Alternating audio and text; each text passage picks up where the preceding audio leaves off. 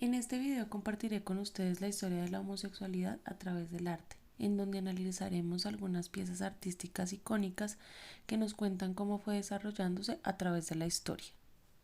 Nadie sabe exactamente cómo la historia de la homosexualidad entró en la sexualidad humana, pero debe haber sido desde el mismo momento que dos personas del mismo sexo aparecieron sobre la faz de la Tierra. En los registros arqueológicos más antiguos se encontraron unas pinturas de la era paleolítica que datan de 12.000 años antes de Cristo, en la caverna de Doroña, en Francia, con connotaciones lésbicas. La más famosa de toda el arte prehistórica es una piedra conocida como las bailarinas, en donde aparece una imagen de dos mujeres que danzan frotándose sus pechos. En el 3000 a.C., la primera civilización sumeria, se encuentra evidencias de la existencia y la aceptación de la homosexualidad. En algunos escritos se encuentra la figura Asinu, que representa sacerdotes cantores que se asegura eran homosexuales. En los presagios sumarios se dice que si un hombre mantiene relaciones sexuales con un asirio, quedará libre de desgracia. Ahora hablemos de la cultura moche o mochica, que es una cultura arqueológica del antiguo Perú que se desarrolló entre los siglos II y VII después de Cristo en el valle del río Moche.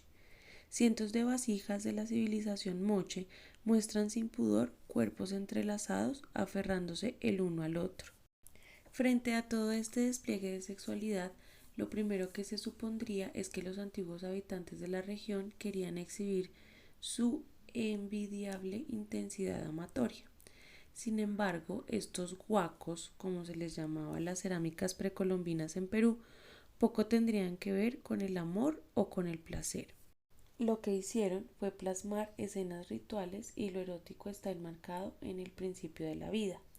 Las cerámicas muestran un frenesí de poses sexuales y para esta antigua sociedad agrícola el sexo se relacionaba con la fertilidad de la tierra. Quizá por ello, a pesar del detalle con el que los alfareros moche modelaron los genitales de sus esculturas, no pusieron mucho empeño en reflejar gestos de placer. En cambio, abundan las escenas sexuales que nada tienen que ver con la fertilidad, como el sexo oral, la masturbación e incluso el coito con muertos. El sexo en las vasijas era una manera de atraer la lluvia sobre sus campos desérticos y colocarlas en los entierros quería propiciar la fecundidad del campo. 1000 años antes de la conquista y la llegada del catolicismo, la relación entre los primeros habitantes del continente y sus cuerpos era muy distinta. Los moche eran mucho más abiertos a la sexualidad. Estas piezas obviamente reflejan también su erotismo. Nos muestran no una, sino muchas posiciones, un dominio total del cuerpo y del acto de amar. En Colombia, en la parte sur del valle longitudinal del río Suárez, en la confluencia de los ríos Leiva y Suta, se ubica el Infierno, o Parque Arqueológico de Moniquirá, un conjunto precolombino de 30 grandes columnas de piedra de forma fálica y más de un centenar de otras más pequeñas ordenadas en dos filas situadas de oriente a occidente. La cultura de los muiscas consideraba el falo como un símbolo de la fecundidad, la sacralidad de la sexualidad humana y la preocupación por la fecundidad de los campos. El culto a la fecundidad estuvo simbolizado por gigantes formas fálicas de piedra tallada, erigidas aquí y allá en los secos y estériles campos de Villa de Leyva. Estas columnas dispuestas en secuencias regulares con espacios que dan paso a la luz y permiten la formación y el movimiento de las sombras según la dirección temporal del sol, daban a conocer a los muiscas el comienzo de las épocas de verano e invierno. Inadvertidas, ocultas y perseguidas, así fueron las relaciones homosexuales durante los siglos en Occidente. Pero, aunque prohibidas e invisibles para muchos, la homosexualidad fue representada de forma constante en la pintura y la escultura. Por eso vamos a analizar algunas de ellas. En este lienzo, el pintor belga Pedro Pablo reproduce el mito del rapto por parte de los dioses Júpiter convirtiéndose en águila del joven Ganímedes, a quien quiere convertir en su amante. Durante siglos, para representar la homosexualidad, había que recurrir a temas de la mitología en los que hombres y mujeres mantenían relaciones amorosas con personas del mismo sexo. En el caso, por ejemplo, de los artistas que fueron apresados por sodomía, no se sabe cuál era su identidad sexual, pero tuvieron que encarar la experiencia de responderle a un tribunal que les acusaba, como le sucedió al pintor Caravaggio, quien fue absuelto de los cargos de los que se le había acusado sin pruebas, pero se vio obligado a abandonar Roma después de haber pasado por prisión preventiva. Así se encendió la llama de la leyenda negra sobre Caravaggio.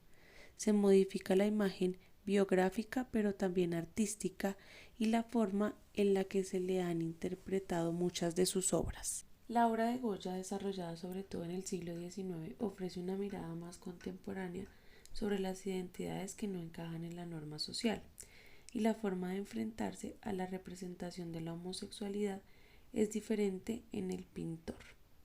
El maricón nos está representando una persona extraña, un tipo raro, que no responde a la expresión de género normativa. Son personajes que se quedan en los márgenes y que no suelen salir en los cuadros de costumbres principalmente. Tiene una dosis de realismo profundamente contemplativa. Remite a una imagen de rareza que no responde a los cánones.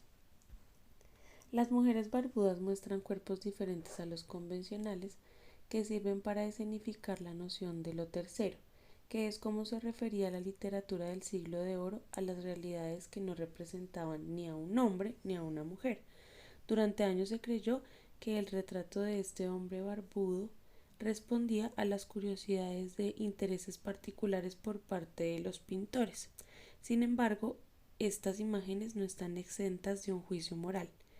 El caso de Brígida del Río fue utilizado para mostrar esa imagen de lo tercero como algo reprobable. Es una advertencia contra los hombres afeminados. Este hermafrodito del escultor italiano Matteo Bonuccelli representa un ser mitológico mitad hombre, mitad mujer. Como las mujeres barbudas, esta obra muestra un cuerpo sexualmente ambiguo y fuera de lo común. Muestra un cuerpo que es aparentemente femenino, pero que contiene uno de los penes mejor detallados de muchas colecciones artísticas. Si el hermafrodito puede ser visto como una representación de la transexualidad, este cuadro nos muestra a un Aquiles trasvestido, a mitad de camino entre un hombre y una mujer. El héroe griego disfrazado de mujer trata de engañar a sus compañeros con el fin de evitar ir a la guerra de Troya, y su posición central en el cuadro no es casual. Aquiles ocupa el espacio central y divide el mundo de los hombres y el mundo de las mujeres.